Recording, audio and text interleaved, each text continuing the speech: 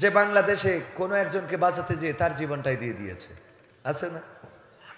কোনো একজনকে ট্রেনের নিচেই পড়ছিল, ট্রাকের নিচেই পড়ে যাচ্ছিল, এমন সময় যে তাকে উদ্ধার করতে যেয়ে নিজের জীবনটাই চলে গেছে, এরকম ঘটেছে না? অনেক ঘটনা পেপার পত্রিকা যারা নিয়মিত পড়েন তারা দেখবেন। তার মানে মানুষের কল্যাণে মানুষ জীবন দিতেও কার্পণ্য বোধ করবে না। আর এই জীবন যারা দেয় মানুষের কল্যাণের জন্য, তারাই শহীদ হয়, তারাই সাক্ষী হয়, তারা বিনা হিসাবে জান্নাতের বাসিন্দা হয়ে যায়। বলেন সুবহানাল্লাহ। আল্লাহ আমাদের সেই জান্নাতের পথের প্রতীক করে দিন, বলেন আমিন। সম্মানিত ভাইয়েরা আমার, অল্প সময় অল্প কিছু কথা বলবো, যেই কথাগুলো যেন আমাদের কাজে লাগে। এখানে আসার পরে আমার ভাইয়েরা কিছু কথা বললেন। কোরআনের এই মাহফিল বাস্তবায়নের জন্য যুব সমাজ প্রতিটা বছর এই আয়োজন করে। এটা ৬ষ্ঠ বার্ষিকী। কততম? ৬ষ্ঠ বার্ষিকী। এই মাহফিলের মধ্য দিয়ে মানুষের কল্যাণ আছে না নাই? মানুষের কল্যাণ আছে, আবার অকল্যাণও আছে। গত ২ দিন আগে টাঙ্গাইলের গোপালপুর ডুবাইলে মাহফিল ছিল।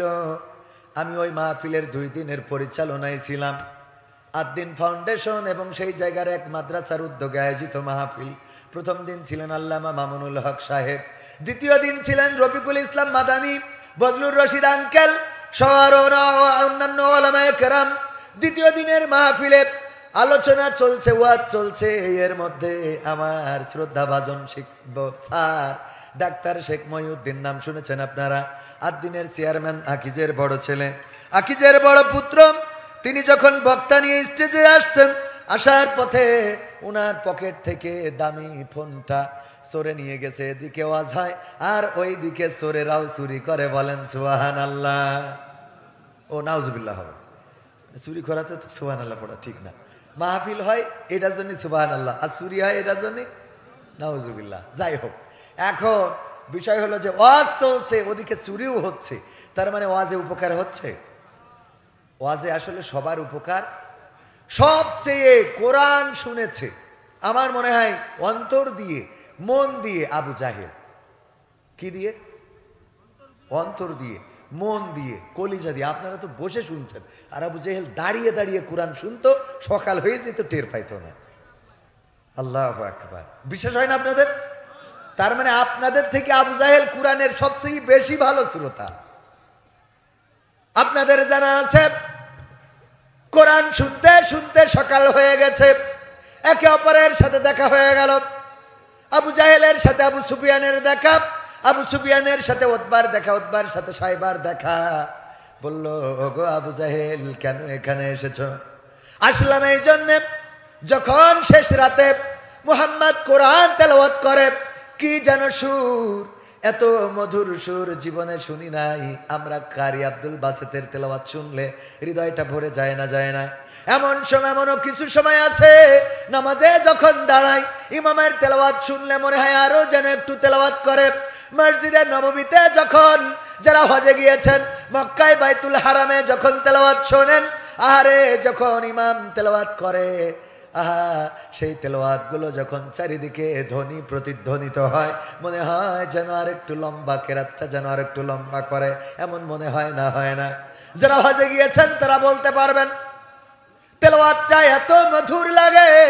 আর চারিদিকে যখন ওই আওয়াজটা বাড়ি খায়, কোরআনের তেলাওয়াত শুনতে কলিজাটা ভরে যায়। মসজিদে নববীতে যখন তেলাওয়াত করে হৃদয়টা জুড়িয়ে যায়, চোখ থেকে মাঝে মাঝে অশ্রু বিগলিত হয়। আরে এত সুন্দর তেলাওয়াত, এত সুন্দর বাণী, এত সুন্দর কোরআন। এই কোরআন নাজিল হয়েছে যার উপরে, সেই তেলাওয়াত করেছে, তাহলে কেমন? চিন্তা করেন। মনির খানের গান আমরা যদি গাই, অঞ্জনা রে অঞ্জনা, আর মনির খান এসে যদি গায় অঞ্জনা রে অঞ্জনা, কেমন লাগবে? যে শিল্পী যার কণ্ঠে অঞ্জনার গান মানিয়েছে, গোটা বাংলাদেশের মানুষ শুনেছে, সেই শিল্পী যদি এসে গায়, অন্যদের গাওয়ার থেকে ভালো হবে না খারাপ হবে?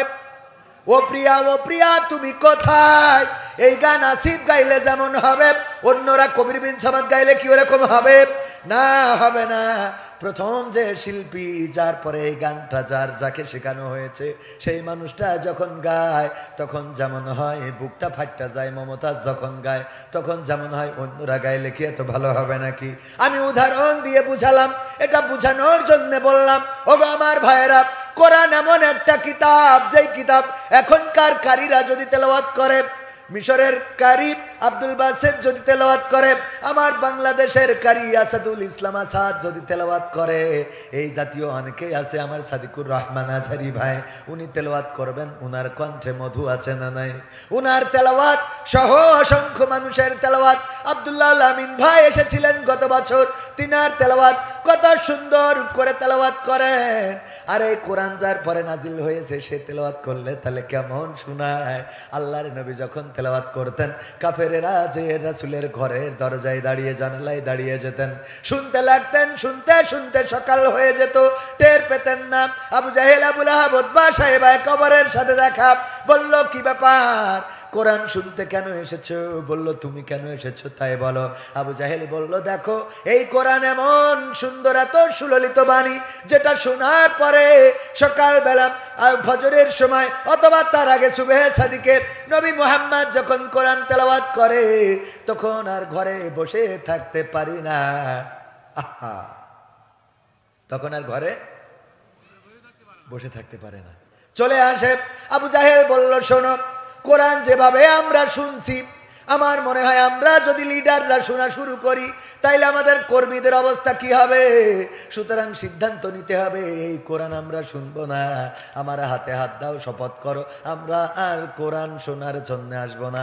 সবাই শপথ করলো। পরের দিন আবার যখন মুহাম্মদ কোরআন তেলাওয়াত শুরু করলো, তখন আবার নিজের অজান্তে এসে দাঁড়িয়ে গেল। চিন্তা করলো, সকাল সূর্য উদয় হওয়ার আগে আমরা এখান থেকে চলে যাব। সূর্য উদয় হওয়ার আগে ঝটপট করে দৌড়াতে যে একে অপরের সাথে পায়ে বেঁধে পড়ে গেল। কে তুমি? কয় আমি আবু জেহেল। কে তুমি? কয় আমি আবু লাহাব। কি ব্যাপার, আজকেও কেন এসেছো? কয় তুমি কেন এসেছো সেটা আগে বলো। পরে বলল, শুধু আমি না, সবাই তো আবার এসে দাঁড়িয়ে গিয়েছে, কি করা যায়? ওরা সিদ্ধান্ত নিল, এখন থেকে কোরআন তো আমরা শুনবো না। এই কোরআন যেহেতু আমাদেরকে টানে, সুতরাং এটা শোনা যাবে না। এখন যে কাজটা করতে হবে, এই কোরআন যেন মুহাম্মদ পড়তে না পারে, তার জন্য বাধার সৃষ্টি করতে হবে। তার জন্য কি সৃষ্টি করতে হবে? বাধার সৃষ্টি করতে হবে। আমরা মানবো না, শুনতে তো ভাল লাগে। আল্লামা সাইদির ওয়াজ আওয়ামী লীগের লোক আছে না, শোনে? আছে না নাই? কিন্তু ফাঁসি দিয়েছে তো আওয়ামী লীগ, তাই বলে যে মানে ফাঁসি দিয়েছে আওয়ামী লীগ দলটা, কিন্তু অন্যদের ভালো হয়তো এমনও হইতে পারে শেখ হাসিনা সাইদির ওয়াজ শোনে, কিন্তু তার আবার ফাঁসিও যেহেতু দাদাদের প্রেসক্রিপশনে হয়েছে, তারপরেও যেটা বলবো যে বিরোধিতা করে, গোপনে গোপনে আবার শোনেও। আজহারি ভাইকে দেশে টিকতে দেয় নাই, আবার আজহারি ভাইয়ের ওয়াজ শোনার মতো আল্লাহর ওলি আছে না নাই? আওয়ামী লীগ করে, বিএনপি করে। আজহারির ব্যাপারে বললো যে এইটা তো একটা মুনাফেক, এই সেই ইত্যাদি ইত্যাদি, এরম কিছু হাউন আঙ্কেল হয়েছে না এখন নতুন করে। ওরা ওই সময়ও ওদের আওয়াজটা বড় ছিল, এই সময়ও আওয়াজ বড়। তার মানে গাছেরটাও খায়, তলারটাও কুড়ায়। রুমিন ফারহানা ফ্ল্যাট নিয়েছিল নেতৃত্ব থেকে তৎকালীন,